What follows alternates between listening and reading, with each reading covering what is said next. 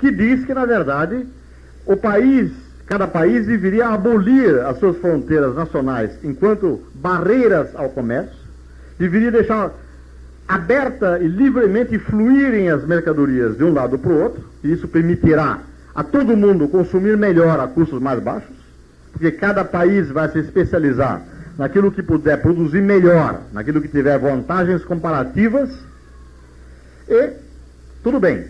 Ora, a própria ideia de livre câmbio só podia surgir a partir do momento em que a possibilidade de você comer um tomate nacional ou um tomate estrangeiro, para pegar uma coisa bem corriqueira e prosaica, já está dada.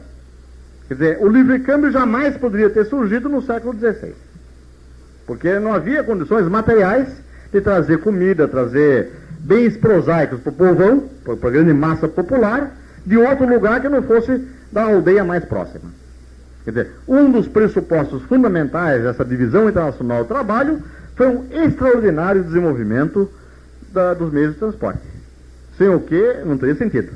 Quer dizer, com o desenvolvimento das ferrovias, com o desenvolvimento da navegação a vapor, mais recentemente com o desenvolvimento do caminhão, do avião, etc., etc., você pode trazer a distâncias enormes produtos de um valor, de uma densidade de valor, quer dizer, valor por volume, comparativamente bastante pequeno.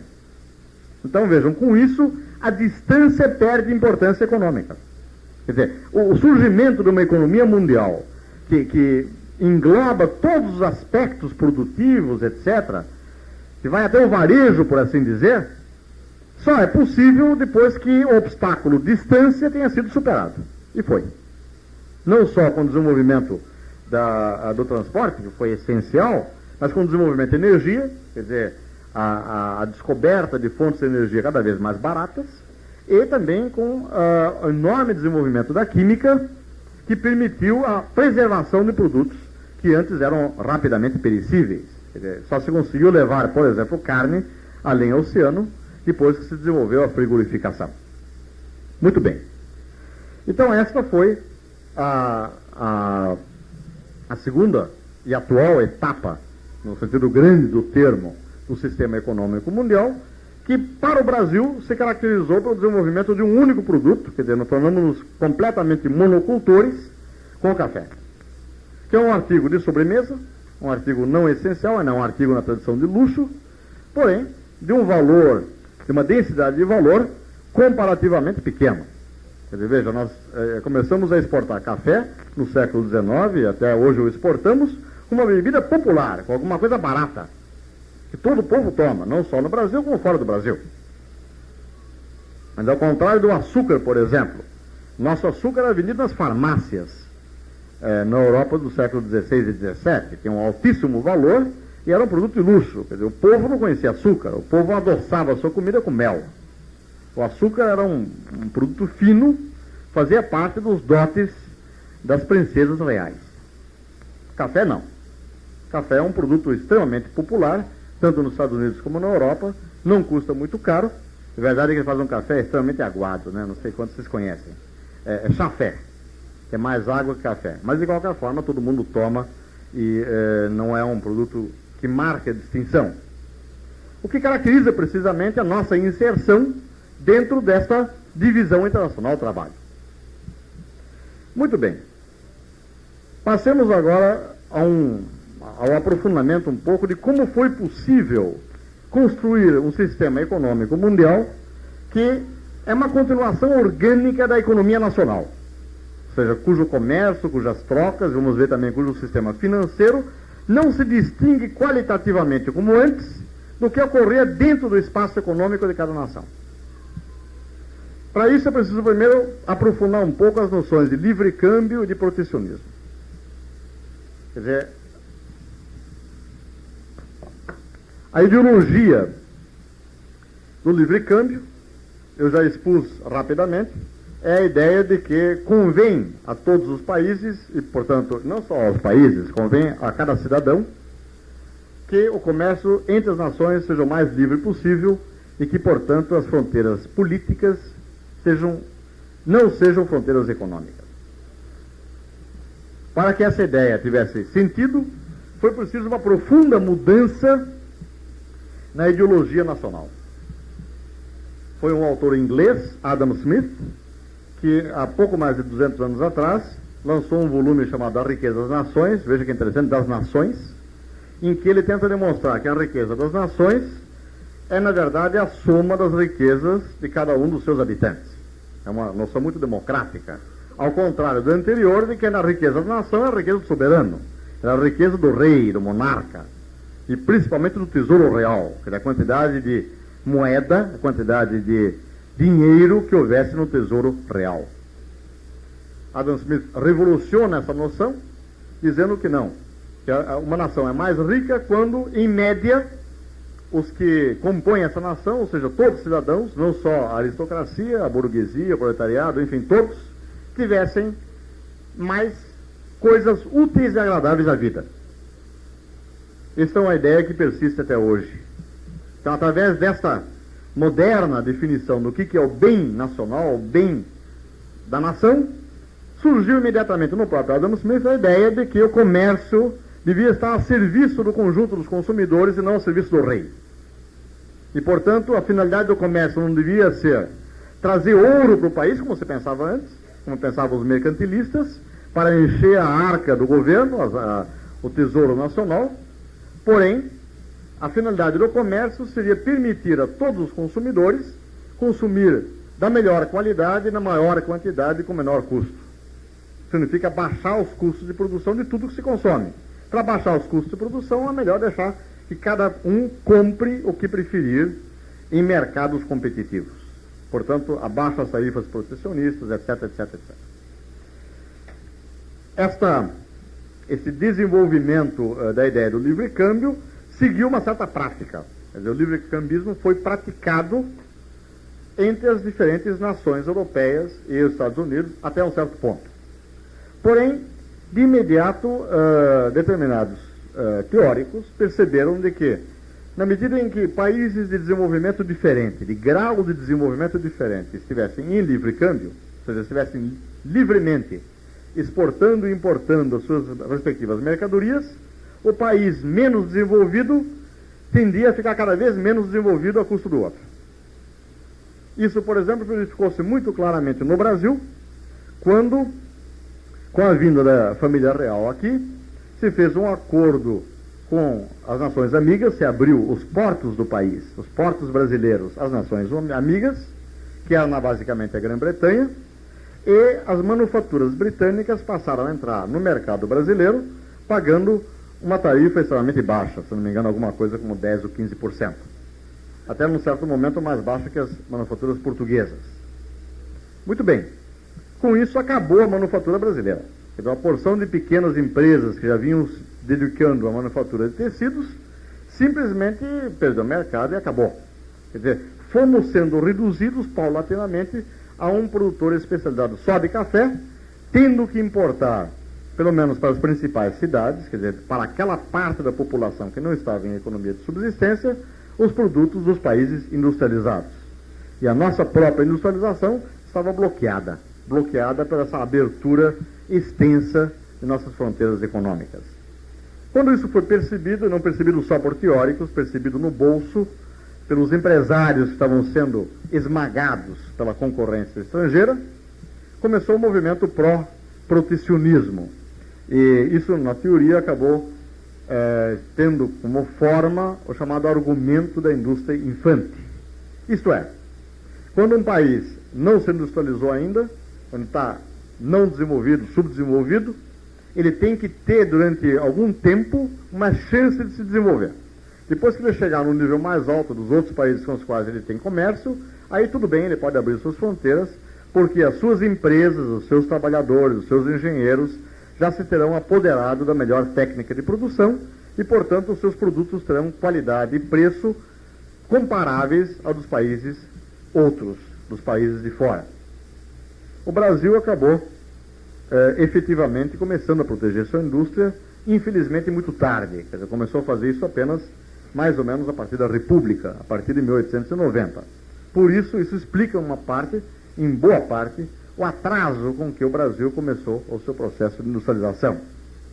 Quer dizer, até 1890, Houve oscilações, aí houve momentos de um certo protecionismo, mas muito mais para dar mais dinheiro para o Tesouro Imperial, mas na maior parte desse tempo, a entrada de mercadorias inglesas, britânicas sobretudo, era bastante livre nas nossas cidades portuárias, de modo que as tentativas, como por exemplo as famosas tentativas do Barão de Mauá, efetivamente acabavam em falência, porque não tinham condições de resistir e competir com as mercadorias dos países mais adiantados, principalmente em Grã-Bretanha. Muito bem. Agora eu vou tocar num ponto importante, eu estou sentindo já que estou passando o meu tempo, que é o padrão ouro. Isso tem uma importância teórica grande para a crise de hoje, por isso eu acho que vou passar algum tempo agora tentando explicar isso o melhor que eu puder, e se sobrarem dúvidas, por favor, não deixem de perguntar. Qual é o problema do padrão ouro? O problema, como eu já disse, é que o sistema econômico mundial está dividido em diferentes nações. E cada nação tem uma moeda própria, nacional. Cruzeiro no Brasil, dólar nos Estados Unidos, libra na Inglaterra, etc, etc. Muito bem. Essas moedas são instituições, são seres sociais que só prestam como meios de pagamento porque tem curso forçado. Então, vou deixar isso claro porque não é óbvio. Uma moeda é um símbolo, tá certo? Ela não tem nada atrás de si. Vocês abrirem os seus bolsos, vão encontrar papéis pintados, em que está escrito 10, 100, 500, 1000, até 5.000. E a única diferença entre uma nota e outra, de valor diferente, é o número de zeros que está escrito lá em cima. Tá certo? Não há nada intrinsecamente que faça uma nota de 5.000 valer 5 vezes mais que uma nota de 1.000, tá certo? O que é que faça com que uma nota de 5.000 valha 5 vezes uma nota de 1.000? É o curso forçado. Isso significa o seguinte: o governo é o monopolista na fabricação, na emissão, é a palavra tecnicamente correta, na emissão da moeda. Só o governo, só o Tesouro Nacional pode emitir esta moeda. Portanto, a sua quantidade é limitada por aquilo que o governo quer emitir. E, diante dos tribunais brasileiros, qualquer contrato, qualquer dívida, só pode ser liquidada em cruzeiros. Isso é muito importante. Quer dizer, como todo o sistema de relações econômicas está sujeito e dependente de um sistema legal, quer dizer, todos nós compramos a prazos, vendemos a prazos, aceitamos um emprego para receber o salário um mês depois, porque temos confiança de que, se o contrato não for cumprido, se nós não recebermos o que fazemos jus, podemos ir a um tribunal, e esse tribunal nos garante nossos direitos. Imagine se não houvesse tribunais, se não houvesse Estado. A vida econômica, como ela é hoje, não poderia existir. Pois bem, esses tribunais, que são uma parte do aparelho do Estado, garantem a essa emanação do Estado, que é a moeda nacional, curso forçado. Quer dizer, ninguém pode se recusar a aceitar em pagamento cruzeiros no Brasil. Deixa eu dar um exemplo concreto para vocês entenderem melhor o que eu quero dizer. O cruzeiro se desvaloriza hoje, eu diria, de minuto a minuto, dada uma inflação de 100% ao ano. Tá certo? Já estamos hoje conversando e tal, estamos mostrando esse curso. Tenho certeza que na segunda-feira que vem, nossa moeda em relação às outras moedas, que é uma forma de medir seu valor internacional, será diferente. O dólar provavelmente vai sofrer alguma valorização em relação ao cruzeiro, o cruzeiro uma desvalorização em relação ao dólar. Então, o Pepe aí da Universa podia ter combinado com vocês um pagamento em dólar. Eu disse aí, evidentemente é uma brincadeira, porque o valor, suponho, não seja muito alto. Mas alguém pode querer fazer um negócio em dólar, um negócio imobiliário, fornecimento de alguma coisa de muito valor ao longo de vários meses, já que o dólar se desvaloriza mais devagar que o cruzeiro. Tudo bem, se as duas partes cumprirem um acordo, não acontece nada. Porém, se houver qualquer problema, qualquer divergência, e a coisa for aos tribunais, esse contrato em dólares será convertido em cruzeiros, e a parte condenada, a parte que tiver que pagar, vai pagar em cruzeiro. No Brasil é em cruzeiro. É isto que dá a esses papéis pintados a condição de ser moeda. O que é moeda? É um símbolo de valor de liquidez imediata. Essa é a definição de moeda. Quer dizer, uma moeda funciona efetivamente quando você pode comprar qualquer coisa com ela dentro do seu espaço, dentro do seu território. Existem momentos em que a moeda deixa de funcionar. Quando ela perde seu valor muito aceleradamente, ninguém aceita mais em pagamento, apesar de ter curso forçado, e aí ela deixa de ser moeda. Mas, normalmente, ela é moeda. Quer dizer, normalmente, graças ao curso forçado que o Estado lhe confere, esses símbolos funcionam efetivamente. Quer dizer, eu posso chegar, comprar comida, passagem aérea, ou, eventualmente, um prédio, uma fábrica, com esses papéis. Certo? Muito bem. Mas só funcionam no território nacional. Eu não posso fazer pagamentos a empresas, a cidadãos ou ao Estado de outro país, em que vigora libra, dólar, lira, enfim, muitos nomes que têm as moedas nacionais. Isto cria um problema sério, ou seja, como regularizar os pagamentos entre os países.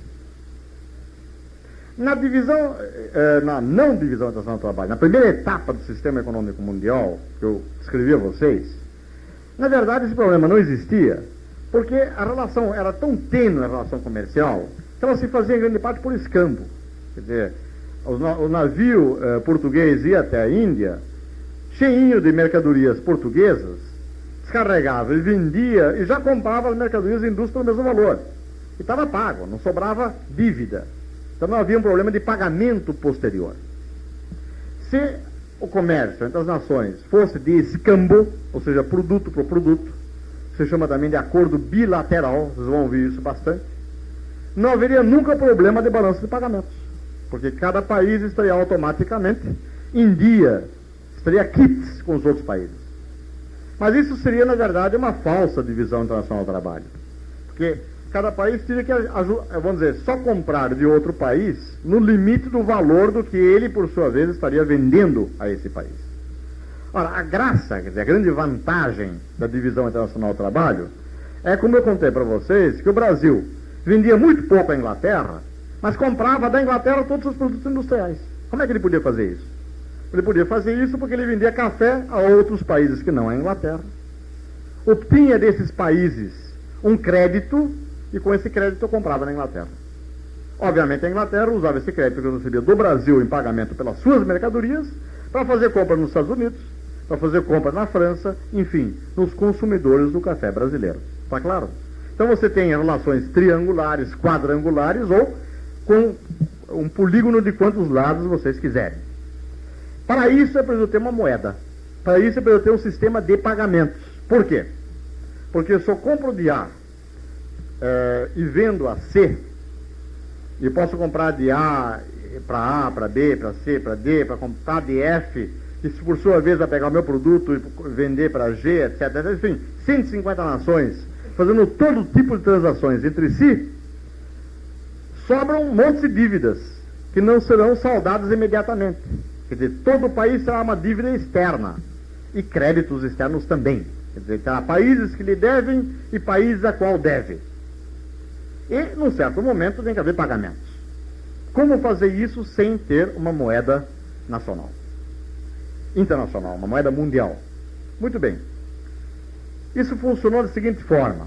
Convencionou-se que 2 metais preciosos seriam moeda internacional, moeda aceita por todos os países. Prata e ouro. Posteriormente, ao longo do tempo, a prata foi descartada e ficou só o ouro. Por isso se falou muito em padrão ouro, mas é interessante observar que no período de vigência do padrão ouro, que é de 1815, mais ou menos, o fim das guerras napoleônicas, até 1914, o começo da Primeira Guerra Mundial, 100 anos, portanto, a maior parte desse período a prata circulou mais do que o ouro, de modo que o padrão seria talvez mais prata do que ouro. Mas isso pouco importa. O que importa é entender o seguinte: ouro não é um símbolo, ouro é uma mercadoria. Ouro tem um custo próprio de produção. Portanto, ele tem um valor em relação às outras mercadorias que não pode variar arbitrariamente, como é o caso dos símbolos da chamada papel moeda. Está claro? Você não pode ter uma inflação de 100% em ouro. A não ser que o ouro se esteja tornando muito barato. Quer dizer, você descobriu uma tremenda mina de ouro, em que você pode obter o ouro a um preço extremamente mais barato do que se obtinha antes. Isso não aconteceu. Embora houvesse momentos de grandes descobertas de ouro, ainda no século XIX, primeiro na Califórnia, depois na Austrália, isso criou uma certa inflação, efetivamente, quer dizer, o ouro se desvalorizou, mas limitadamente. Nada parecido com as inflações de 3 dígitos que nós temos tão comumente hoje em dia, por exemplo, na América Latina. Muito bem. Então, como é que funcionava o padrão ouro? Funcionava da seguinte forma. Se um país estivesse comprando mais do que vendendo para os outros países, portanto, estivesse incorrendo em dívida, supunha-se que esse país estivesse pagando em ouro. Quer dizer, estivesse pegando uma parte do seu ouro armazenado e pagando o que não estivesse pagando com suas mercadorias próprias. Porém, isso teria um efeito sobre os seus preços internos, porque a moeda nacional não seria um puro símbolo como é hoje. Ele teria um lastro, ou seja, a quantidade de moeda, vamos dizer, cruzeiros que circulassem no Brasil, seria um múltiplo fixado em lei, fixo, da quantidade de ouro que o país efetivamente tivesse. Claro isso? Isso é moeda lastreada. Então, o país que perde ouro porque ele está vendendo menos para o resto do mundo por alguma razão, é um país que tem que recolher a sua moeda, tem que reduzir a quantidade, por exemplo, de cruzeiros que estariam circulando dentro do Brasil. E pela chamada teoria quantitativa do valor da moeda, isso faria os seus preços baixar. Vou explicar isso melhor. Vamos ver se agora funciona isso.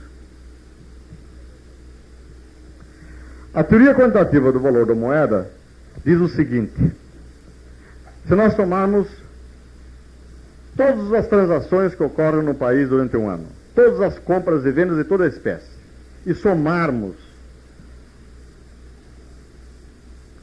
cada transação implica uma certa quantidade de mercadoria, pirulito, passagens aéreas, água mineral, o que vocês quiserem, vezes um certo preço, P, tá certo? Se nós multiplicarmos cada mercadoria vezes o seu preço e somarmos isso tudo, nós vamos obter o quê? O valor de todas as transações que ocorreram no país do dia 1º de janeiro até dia 31 de dezembro de um determinado ano. Claro, como se tivéssemos uma enorme caixa registradora, uma memória de computador, estivéssemos somando cada vez que alguém comprasse ou vendesse alguma coisa. E a teoria diz de que esse valor tem que ser necessariamente igual ao valor dos cruzeiros utilizados nessas transações, que a gente chama de M, moeda, vezes a sua velocidade de circulação. Ou seja, o mesmo cruzeiro, a mesma unidade monetária, que pode ser uma nota ou pode ser um depósito bancário, que eu posso pagar em cheque, pode funcionar em mais de uma transação. Eu pago o meu aluguel, o meu senhorio pega esse dinheiro e paga a conta do açougueiro, o açougueiro pega e paga seu aluguel por sua vez, então um mesmo cruzeiro pode funcionar 2, 3, 10, 500 vezes. Então essa velocidade média, quer dizer, o número de transações médio que cada cruzeiro, por assim dizer, liquidou, vezes o número de cruzeiros, este valor aqui tem que ser igual a esse. Isso se chama uma identidade. Isto é, isso por definição é verdadeiro. Se há um certo número de transações que são feitas com cruzeiros, o valor dessas transações tem que ser igual ao número de cruzeiros usados, vezes o número de vezes que cada cruzeiro foi usado. Está certo isso? Está claro? Até aí ninguém tem dúvidas, todo mundo aceita. Agora daí saiu uma proposição teórica, que essa é duvidosa, que diz o seguinte: P é igual a MV sobre Q. Isso aqui é uma pequena transformação matemática, tá certo? Quer dizer, se isso aqui fosse uma equação, eu passaria o Q para o outro membro, do outro lado, aqui ele multiplica, aqui ele teria que dividir, tá certo? Agora, o que significa isso? Significa que os preços, ou o nível geral de preços, é o resultado, a ideia aqui é que há uma relação causal, de quê? Da quantidade de cruzeiros em relação à quantidade de mercadorias, vezes a sua velocidade de circulação. Estão entendendo? Pois bem, se isso fosse verdadeiro, cada vez que se diminui o M, e é isso que significava no padrão ouro, pagar ouro a outros países, pagar ouro a outros países significava ter menos ouro para lastrear a moeda nacional. Portanto, se saísse, como atualmente está saindo do Brasil, 3, 4, 5 bilhões de dólares ao ano, no padrão ouro nós teríamos que recolher o valor equivalente em cruzeiros. Então haveria menos cruzeiros em circulação. Isso faria com que P diminuísse, ou seja, isso dá uma deflação, o oposto de inflação. O nível geral de preços teria que cair. Está claro?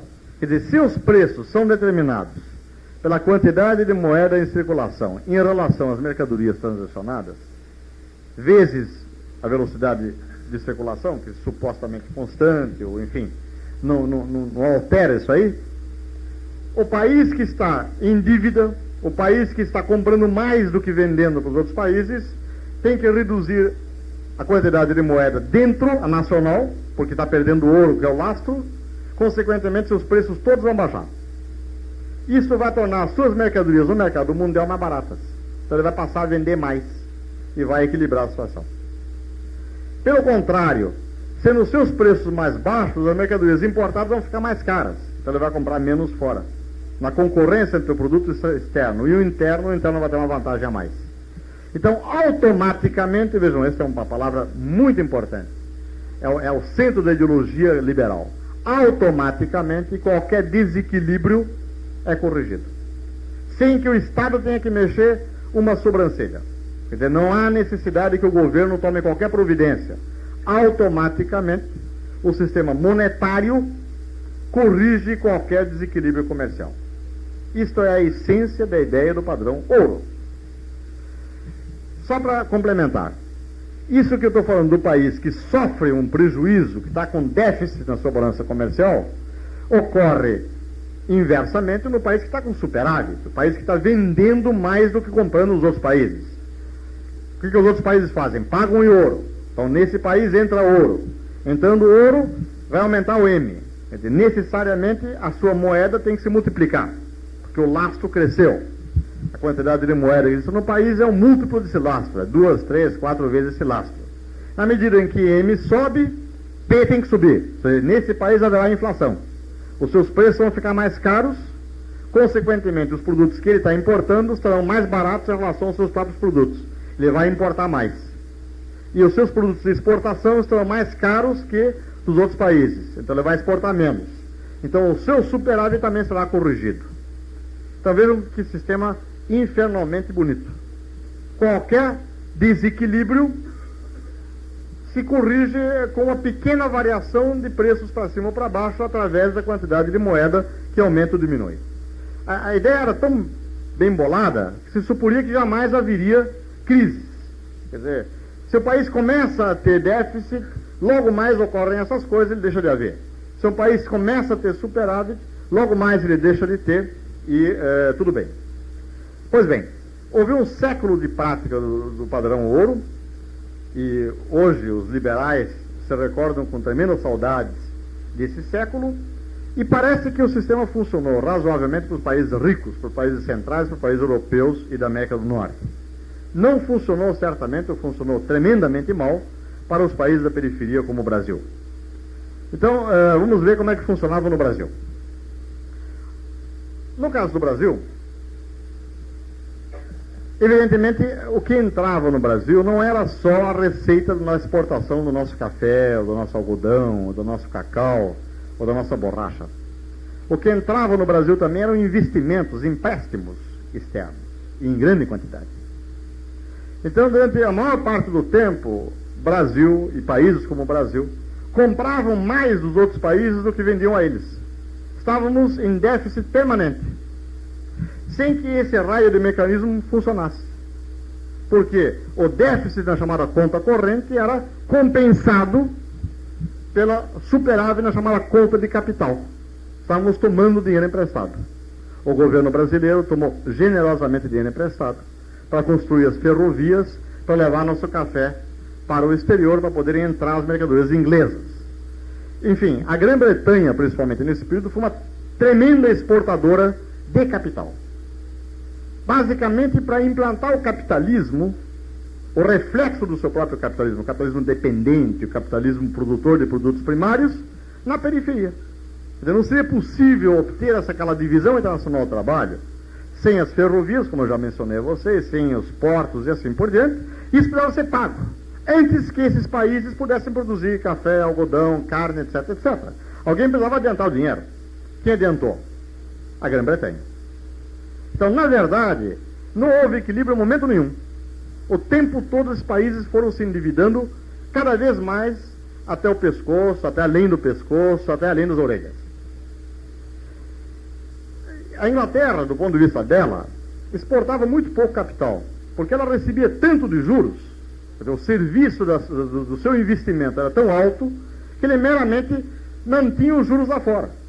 Quer dizer, a Inglaterra acumulou, até 1913, para vocês terem uma ideia, 44 bilhões de dólares, o que naquela época era uma quantia, 44 bilhões de dólares era a quantia que todos os países centrais tinham exportado. 40% disso, 18 bilhões, era só da Inglaterra.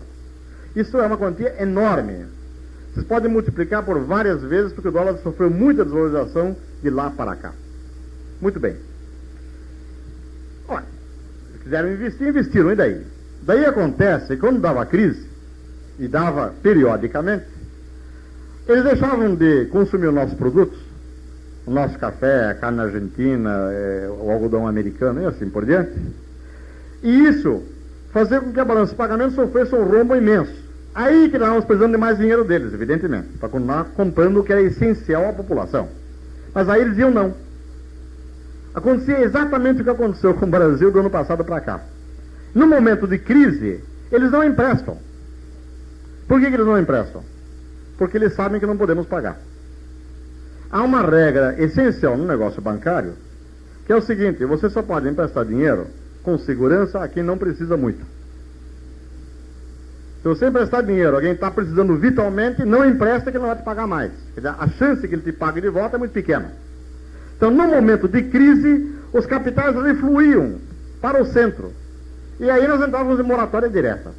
Quer dizer, essa situação que nós estamos hoje, que é uma moratória não declarada, o Brasil e os outros países como o Brasil passam o tempo todo. Quer dizer, nesse maravilhoso período do padrão ouro, o Brasil várias vezes esteve inadimplente, quer dizer, incapaz de pagar, sem nenhuma culpa. Você vai dizer, bom, alguns países tiveram ditadores megalomaníacos que gastaram dinheiro em exércitos, fizeram guerras absurdas, tudo bem, é verdade. Mas mesmo que não tivessem feito, porque essas crises eram crises industriais, cíclicas lá, centrais, cujo efeito era imediatamente reduzir a demanda pelos produtos agrícolas primários, minerais, etc., que nós exportávamos. O preço caía, nós não tínhamos como comprar os produtos deles. Aí que eram necessários, os empréstimos não vinham. Pelo contrário, os juros que tinham que ser pagos voltavam todos. E aí a gente se encrencava. Esta é a forma essencial de funcionamento do padrão ouro. Ele funcionou razoavelmente entre iguais, ou seja, entre os países industrializados. Não funcionou entre desiguais, ou seja, entre os países centrais e os países periféricos. Bom, para terminar, infelizmente não consegui me manter no tempo que eu queria contar que esse sistema começou a fazer água quando a hegemonia britânica começou a diminuir. Quer dizer, a Inglaterra não conseguiu manter a supremacia produtiva para começar, com isso perdeu a supremacia comercial, principalmente para a Alemanha e para os Estados Unidos. Então esses dois países protegeram seus mercados internos, foram no argumento da indústria infante, desenvolveram uma indústria melhor que a inglesa. Houve a segunda revolução industrial, a descoberta da energia elétrica, do motor a combustão interna, dos bens duráveis de consumo. Houve uma tremenda aceleração no processo industrial, de industrialização, praticamente alemão e americano. A Inglaterra paulatinamente foi ficando para trás, continuou sendo o grande centro financeiro internacional, porém não mais o grande centro industrial exportador de produtos industriais. Com isso, o sistema começou a fazer água. E começou a fazer água, infelizmente o tempo é curto para eu explicar isso como eu queria, porque houve ao mesmo tempo, com essa segunda revolução industrial, uma enorme concentração do capital. Quer dizer, as empresas que passaram a ser as mais importantes não eram mais, como antes, pequenas empresas familiares, porém trustes e cartéis enormes. Começou a surgir o que nós chamamos hoje de multinacionais, e essas empresas começaram a competir no mercado mundial apenas e essencialmente com o apoio dos seus estados nacionais. Então, em lugar do livre câmbio, começou a se praticar a chamada preferência imperial. E até a Grã-Bretanha, que era a principal paladina do livre câmbio, foi obrigado, já que ela estava em inferioridade, a cercar o seu grande império colonial, colocar uma cerca, quer dizer, fazer com que os produtos dos outros países chegassem com dificuldades lá dentro, para garantir à indústria inglesa um mercado preferencial.